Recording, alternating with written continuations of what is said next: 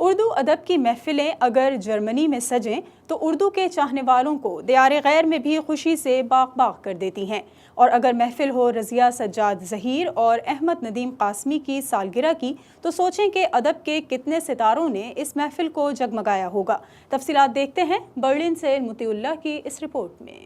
جرمنی کی راتیں، شام افسانے کا انعقاد اور ادیبوں کے جرمٹ، ہے نہ دلچسپی کی محفل؟ جی ہاں، ایسے ہی محفل سجائی جرمنی کی مقبول اردو ویب سائٹ پاکبان انٹرنیشنل نے اپنی 34 سالگرہ پر، اور اسے منسوب کیا رضیہ سجاد ظہیر کی 100ویں اور معروف افسانہ نگار احمد ندیم قاسمی کی 102ویں سالگرہ سے، اور اس محفل کو نام دیا شام افسانے کا۔ برلن میں اردو ادب کے اس شام افسانہ میں مختلف افسانہ نگاروں کی کتابوں کا اجرا بھی کیا گیا، جن میں ہندوستان کے میرٹ یونیورسٹی کے شعبہ اردو کے صدر اسلم جمشید پوری کی کتاب عیدگاہ سے واپسی، اردو انجمن کے صدر پروفیسر عارف نقوی کی کتاب طائرہ آوارہ، معروف صحافی و افسانہ نگار عشرت معین سیما کی کتاب جرمنی میں اردو اور ہما فلک کی کتاب روح دیکھی ہے کبھی کا اجرا کیا گیا۔ رنگوں سے بھرپور یہ محفل سجی برلن کے دہلی ریسٹورنٹ میں، جہاں عشایہ بھی پرتکلف تھا۔ تقریب کی صدارت پروفیسر اسلم جمشید پوری، ادیبہ رضیہ سجاد ظہیر کی صاحبزادی معروف مصنف نور ظہیر نے کی۔ افتتاحی کلمات میں عارف نقوی نے شرکاء کا شکریہ ادا کیا۔ تقریب کے آغاز پر شاعر و افسانہ نگار مشتاق احمد یوسفی کو خراج عقیدت پیش کرنے کے لیے سامعین نے احتراماً کھڑے ہو کر 2 منٹ خاموشی اختیار کی۔ اس طرح سے نئی نسل میں، خاص کر جرمن میں، مطلب یہ بتانے کی کوشش کی جا رہی ہے کہ اردو اور اردو کے ادیبوں نے کون سے کام کیے اور کس طرح سے وہ ایک دوسرے کے قریب لانے کا راستہ اور وسیلہ بنتے رہے ہیں۔ یہ اچھی بات ہے۔ یہاں چونکہ ایسے علاقوں میں جہاں اردو نہیں تھی، یہاں اردو کے ایسے جلسے ہونا اور اس طرح کی اردو کی خدمات ہونا یہ بڑی بات ہے۔ اس سے اردو کے لیے نئی بستیاں قائم ہو رہی ہیں اور اس سے اردو آگے بڑھنے کی طرف مطلب گامزن ہے۔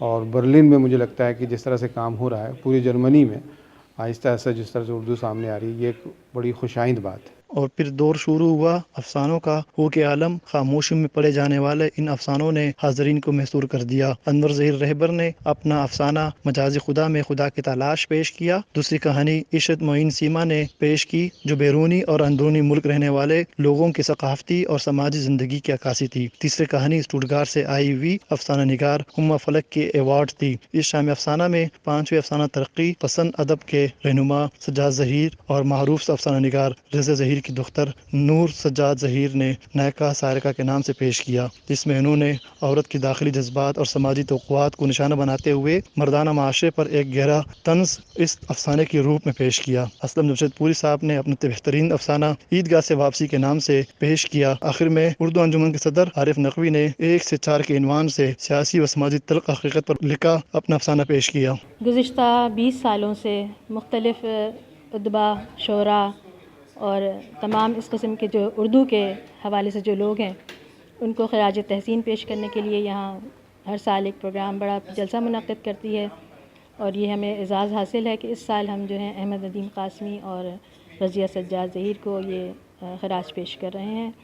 اس پروگرام میں آج جو ہے ہم کچھ کتابوں کا اجرا بھی ہے، اور یہ ہماری خوش قسمتی ہے کہ ہم اردو سے محبت کرنے والوں کو یہاں جمع کر رہے ہیں، اور اردو سے محبت کرنے والے صرف پاکستانی، ہندوستانی یا اردو سے آشنا لوگ نہیں ہیں، بلکہ وہ لوگ بھی ہیں جو کہ صرف اردو زبان کو اس کی تہذیب کے حوالے سے سمجھتے ہیں، پہچانتے ہیں، اور تہذیب کو جو ہے وہ اہمیت دیتے ہیں اور اس کی محبت میں یہاں آئے ہیں۔ پروفیسر اسلم جمشید پوری نے تمام افسانوں پر بہترین تبصرہ کیا۔ تقریب میں برلن کے بزنس مین سہیل انور، عمر ملک، بزم ادب برلن کے صدر علی حیدر وفا سمیت مہمانوں کو یادگاری شیٹ پیش کی گئی، اور اردو ویب سائٹ پاکبان انٹرنیشنل کی 34 سالگرہ کی تقریب کے موقع پر ویب سائٹ کے چیئرمین ظہور احمد نے اہل علم کی آمد کا شکریہ ادا کیا۔ پاکستان پیپلز پارٹی کے رہنما سہیل انور اور ریزیڈنٹ چیف ایڈیٹر عشرت معین سیما کی حمایت میں کیک بھی کاٹا گیا، اور یوں یہ ایک خوبصورت شام ظہور احمد صاحب کی اختتامی خطبے سے اپنے اختتام کو پہنچی۔ Matiullah, Voice of South Asia, Berlin, Germany.